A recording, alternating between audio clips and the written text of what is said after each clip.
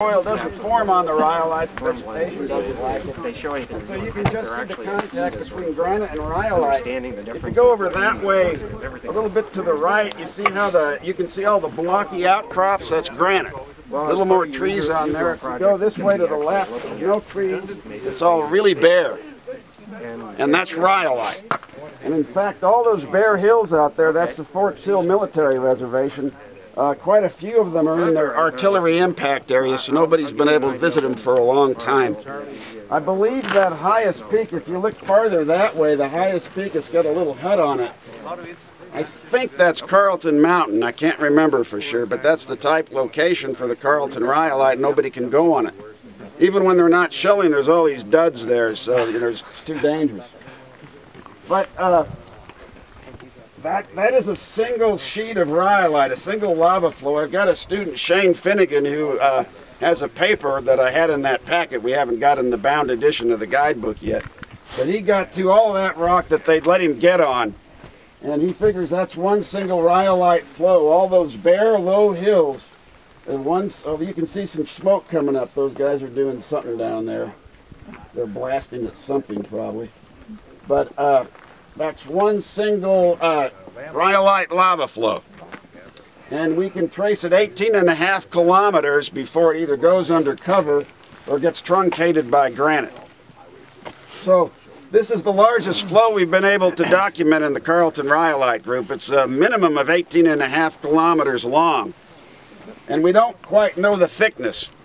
It's got to be well over 100 meters thick, but the top's not exposed, and we don't know exactly what the dip is doing. But you can see it's a pretty extensive sheet of rhyolite.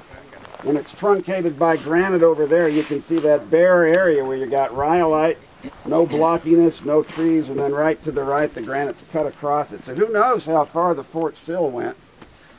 But it could be like we're looking at a remnant of one of these flood rhyolites I keep dreaming about out here. The base of the Fort Sill rhyolite, if you can see it, there's a bigger lake on over that way, and then there's a smaller lake right here, separated by a little kind of peninsula. And you can see, are you with me? Can you see that? And so if you look along that lake, you can see the smoke coming up, but come back, and then there's a cliff that's in the shadow right now. It's almost a vertical cliff. The base of the rhyolite is about halfway down that cliff, and the rhyolite's sitting on a unit of quartzite. It's a kind of, well, it was before it got metamorphosed. It's a dirty micaceous quartzite that gets pretty pure in places. It's got a lot of andalusite and sillimanite from contact metamorphism, called the Pratt Hill quartzite. It's one of these interbeds between lava flows, somewhat similar to what we were looking at yesterday, but a different lithology. And then below it, you have a second unit called the Davidson metarhyolite. The Davidson metarhyolite is occupying some of the really low ground. You know that peninsula that's kind of going out there and pointing to the cliff? That's partly Davidson metarhyolite, and right along the right side of the shore, it's Davidson. And we can trace that one about 9.5 kilometers. And both Charles and John have done a lot of mapping in here too. And so part of Shane's mapping was based on theirs, and some we kind of borrowed some of their mapping, especially with the granites and stuff like that.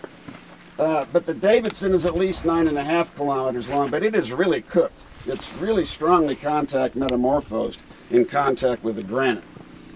And Bob and I were discussing alkali mobility yesterday, and the Davidson is a metarhyolite. This really got hammered by metamorphism. And there's actually andalusite and sillimanite growing in that rhyolite. And that means you really were flushing alkalis out of the system to grow andalusite and sillimanite, because you have to have a really alumina-rich composition. But that's an unusual case. That's really strongly contact metamorphosed. But I guess the main point is just the extent of that body. That's one single lava flow, the Fort Sill rhyolite. It's pretty impressive, actually. And so I think I'll leave it at that.